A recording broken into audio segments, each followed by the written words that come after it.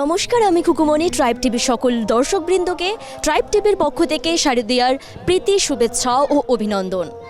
Tribe টিভির পক্ষ থেকে আমরা পুজো পরিক্রমা শুরু করেছি, আর মায়ের টানে এক মণ্ডপ থেকে অন্য মণ্ডপে যাচ্ছি।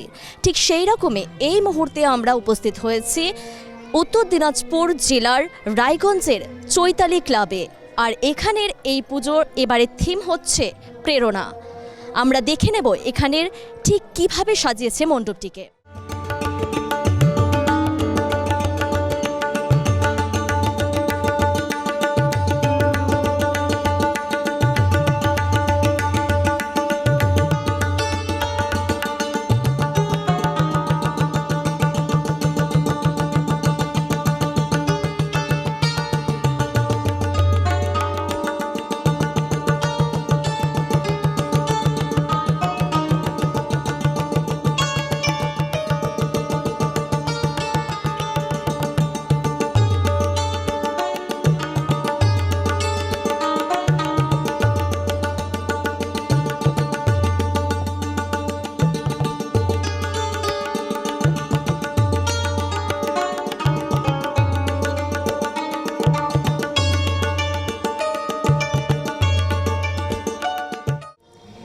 এইবারে আমরা কথা বলে নেব চৈতালি ক্লাবের সদস্যবৃন্দের সাথে।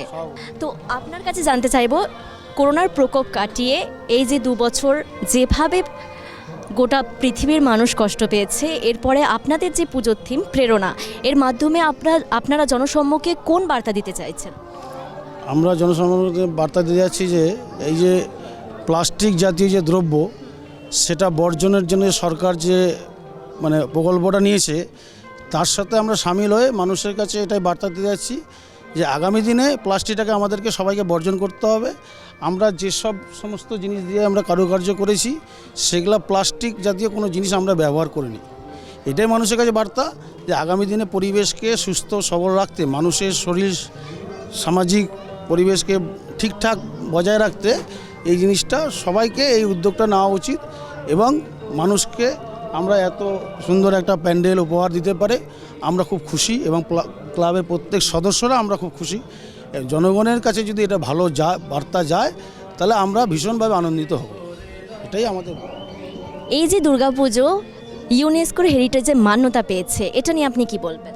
না, এটা তো আমাদের কাছে এটা একটা বিশাল গর্ব। এবং আমাদের মাননীয় মুখ্যমন্ত্রী মমতা ব্যানার্জি যে মানুষের জন্য কাজ করে, যেভাবে মানুষের কথা চিন্তা ভাবনা করে, এবং যেইভাবে আমাদের দুর্গাপূজাকে উনি যেইভাবে আমাদেরকে সহযোগিতা করে, তাতে আমরা মুখ্যমন্ত্রীর কাছে চিরকৃতজ্ঞ থাকব।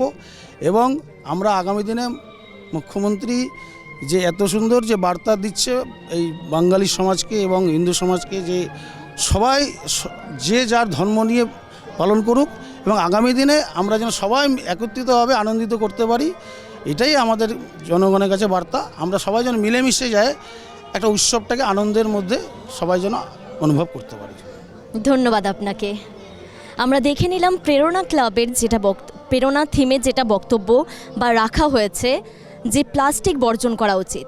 যেভাবে প্লাস্টিক পৃথিবীকে নষ্ট করে ফেলছে, সেভাবে দিনের পর দিন প্লাস্টিককে ব্যবহার করা বন্ধ করতে হবে। আর সেটাই প্রেরণা করা হয়েছে বা চৈতালি ক্লাবের এবছরের থিম। কিন্তু এখানে উপস্থিত দর্শনার্থীদের কাছ থেকে আমরা জেনে নেব তাদের এই মণ্ডপটি কেমন লেগেছে।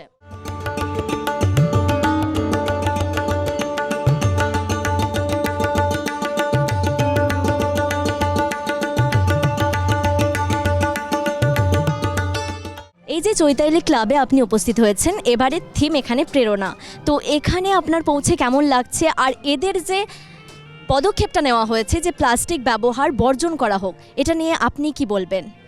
প্রথমে বলবো যে প্লাস্টিক বর্জন is a very good decision. কারণ এই প্লাস্টিকের জন্য যে পলিউশন যেটা আমাদের দেশে চলছে, সেই পলিউশনের সঙ্গে প্লাস্টিকের সঙ্গে জড়িত। আমরা আপনারা দেখেছেন যে বিভিন্ন রাস্তায় বিভিন্ন ড্রেনে যে ড্রেন জমে জল জমে যে রাস্তার উপরে আসছে, একটাই সমস্যা থাকছে প্লাস্টিকের জন্য। কারণ আমাদের পাবলিক সচেতন নেই, আমরা কেউ 100 জনের মধ্যে হয়তো 10 জন সচেতন, 90 জন সচেতন না। কেন বাড়ির নোংরা নিয়ে আমরা ওই ড্রেনেই ফেলছি, বুঝেছেন। তো তো এই যে মানে উদ্যোগ নেওয়া যে প্লাস্টিক বর্জিত করাটা is the very good decision, বুঝলেন, এটাই আমি বলবো। আর এই থিম সম্বন্ধে আপনারা দেখছেন, আমিও দেখছি, this is the very good theme, আমার ভালো লাগছে।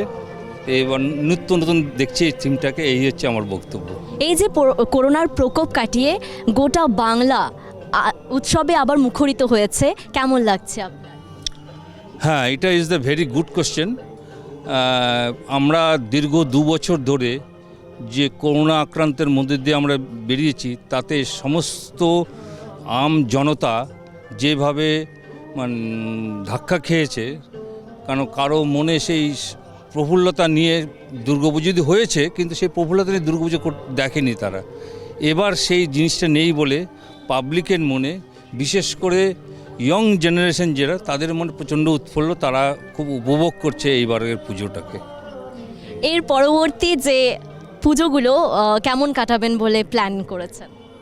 দেখুন, পরবর্তীকালের পুজো তো ভবিষ্যতের কথা, সেটা তো এখন কিছু বলা যাবে না। কেমন হচ্ছে যে আপনি কালকে কি খাবেন আজকে কিছু জানেন না আপনি, সেরকম পুজো আগামী বছর কিভাবে হবে, কি পর্যায়ে আসবে, হতে পারে সেই সময় হয়তো প্রচণ্ড বর্ষা এসে গেল। কেন এখন যে আমাদের আবহাওয়া বার্তা যে বলছে ষষ্ঠীর থেকে দশমী পর্যন্ত নাকি বৃষ্টি হবে। তো মা দুর্গার কাছে আমার এক বিশেষ প্রার্থনা যে এর বৃষ্টির জন্য না হয়, এই হচ্ছে ব্যাপার। অসংখ্য ধন্যবাদ আপনাকে। আমরা দেখে নিলাম চৈতালি ক্লাবের এবারের থিম প্রেরণা। আমরা চলে যাব পরবর্তী মণ্ডপে, সঙ্গে আপনাদেরও ঘুরে দেখাবো।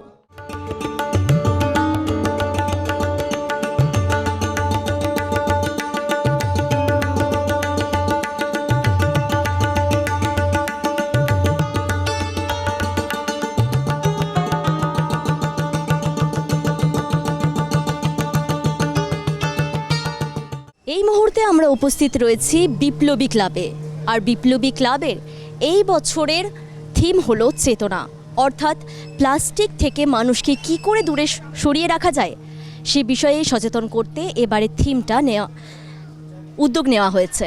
এবং আপনাদের বলে রাখি, এবছর এই বিপ্লবী ক্লাব 54 বছরে পদার্পণ করলেন।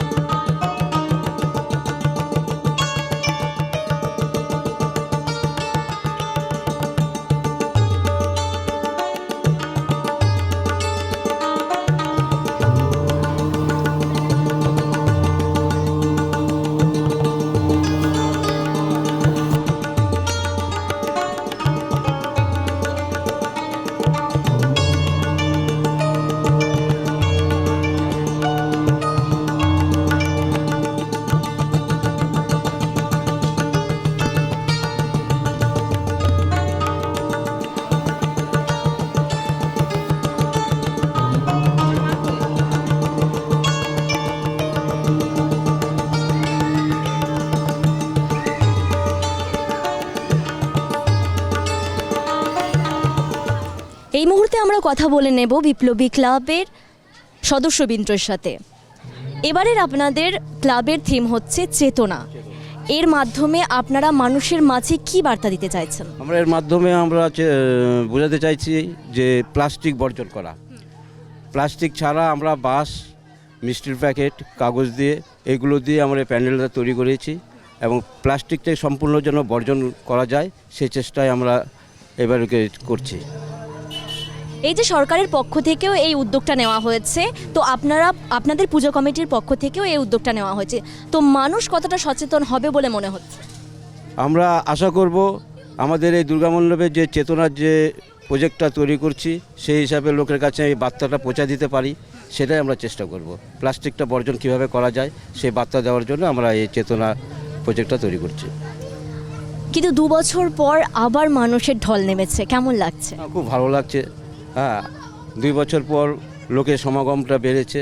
করোনার জন্য লোকজন আসতে পারে নাই, এবার প্রচুর লোকজন আসছে, আমাদের খুব ভালো লাগছে। এইবারে আমরা কথা বলে নেব এখানে উপস্থিত দর্শনার্থীদের সাথে। আপনার নামটা? আমার নাম বিজয় সাহা। তো মায়ের কাছে কি চাইলেন? মার কাছে গেলাম যেন মানে মনে যেন শান্তি থাকে, মানে বছরটা যেন ভালো মতন যায়, এটাই। আর তো এখানে এবারে থিমটা রাখা হয়েছে চেতনা, অর্থাৎ প্লাস্টিক বর্জনের কথা বলা হয়েছে, যেটা সরকারের পক্ষ থেকে উদ্যোগ নেওয়া হচ্ছে। তো এইটাকে আপনি কতটা সমর্থন করছেন আর কেমন লাগছে? না, প্লাস্টিকটা তো মানে এটা বর্জন করাটা উচিত। ক্যারি ব্যাগ তো মোটামুটি নিষিদ্ধ হয়ে গেছে, প্লাস্টিকটা বর্জন করলে খুবই ভালো হয়, মানে দেশের পক্ষে সবার জন্যই। আমরা কথা বলে নেব অপর দর্শনার্থীদের সাথে। আজ তো সবে ষষ্ঠী, এখনও হাতে সপ্তমী, অষ্টমী, নবমী রয়েছে। তো কিভাবে পুজোটা এনজয় করার প্ল্যানিং রয়েছে? অ্যাকচুয়ালি আমার তো রেস্টুরেন্ট রয়েছে, তা আমি তো সময় হয় না আমার মানে পুজোতে বাইরে ঘোরার মতো। বাট তো ওই জন্য পঞ্চমী ষষ্ঠীর দিন আমি আমার ফ্যামিলিকে নিয়ে সন্ধ্যাবেলায় বেরিয়ে একটু ঘুরিয়ে নিয়ে এসি, ঘুরিয়ে দিয়েছি গোটা রায়গঞ্জ যতটুকু সম্ভব হয় 2 দিন ধরে। তারপরে তো আমি রেস্টুরেন্টে থাকতো অ্যাজ ইউজুয়াল রাত্রি 3টা-4টা পর্যন্ত। আর এমনিতে পুজোটা তো আমরা ছোটোবেলার থেকে এনজয় করে এসেছি, কিন্তু এখন রেস্টুরেন্টের জন্য সেইভাবে এনজয় করা হয় না, কিন্তু ওই দোকানেই আনন্দ লাগে, মজা লাগে। আর তাছাড়া ঘুরে ঘুরে দেখছি আর কি। আজকে ষষ্ঠী, আজকে ঘুরতে বেরিয়েছি ফ্যামিলিকে নিয়ে, বউকে নিয়ে, বাচ্চাকে নিয়ে, ওই জন্য। দাদার তো টাইমও হয় না দিদি, তো তাহলে পরবর্তী তোমার প্ল্যানিংগুলো কি রয়েছে? আমিও ওর সাথে রেস্টুরেন্টে থাকি, আর তাছাড়া বাকি দিনগুলো সকালবেলা করে বেরোই, ঘুরে আসি সবগুলো। তোমার কেমন লাগছে? ভালো লাগছে। কটা ঠাকুর দেখা হলো? একটাই। এখনো কতগুলো দেখার প্ল্যানিং আছে? সবগুলো। ওটা রায়গঞ্জ থেকে ফেলবে? হ্যাঁ। কালকেও বেরোবে? ধন্যবাদ আপনাদেরকে। আমরা কথা বলে নিলাম আমাদের দর্শনার্থীদের সাথে, তাদের মনে যে আনন্দ সেটা তারা ব্যক্ত করলো এবং আমাদেরও খুব ভালো লাগলো। আপনারাও এই মণ্ডপে আসুন, আশা করি ভালো লাগবে।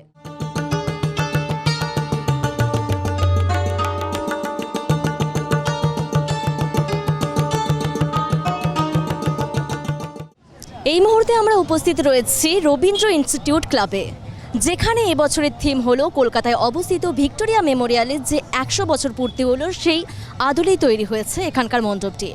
কিন্তু আমরা জেনে নেব রায়গঞ্জে এই ভিক্টোরিয়া মেমোরিয়ালের মণ্ডপটি দেখে দর্শনার্থীদের মনে ঠিক কেমন অনুভূতি।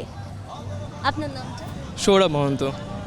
তো এখন কলকাতার ভিক্টোরিয়া মেমোরিয়াল আছে, এটা সবাই জানে, তা এখন রায়গঞ্জে সেটা দেখতে পাচ্ছেন, অনুভূতিটা ঠিক কেমন? অনুভূতি তো অসাধারণ, কারণ কলকাতায় এতদিন দেখেছি, আজকে রায়গঞ্জে দেখছি, ভালো লাগছে, খুব ভীষণ ভালো লাগছে। আর এরপরের পুজোর প্ল্যানিংগুলো কি রয়েছে? এরপরে তাহলে সেরকম কোনো এখনো প্ল্যানিং হয়নি, যা প্ল্যানিং হয়েছে এই পুজোতে করি, নেক্সট টাইম যখন হবে তখন নতুন করে প্ল্যানিং হবে। এখনো পর্যন্ত কতগুলো ঠাকুর দেখা হয়েছে? মাত্র 2টো দেখেছি, আজকে বেরিয়েছি আমরা, তো এখন পর্যন্ত 2টো দেখলাম, এটাতেই 2টো হলো। তো গোটা রায়গঞ্জ ঘুরে ফেলার প্ল্যান আছে? দেখি যদি আজকে হয়ে যায় তো হবে, ইচ্ছে তো আছে। রায়গঞ্জের বাইরেও কি যাওয়ার ইচ্ছে রয়েছে? না, আপাতত রায়গঞ্জের বাইরে যাওয়ার ইচ্ছে, এখানেই। পুজো ভালো কাটুক।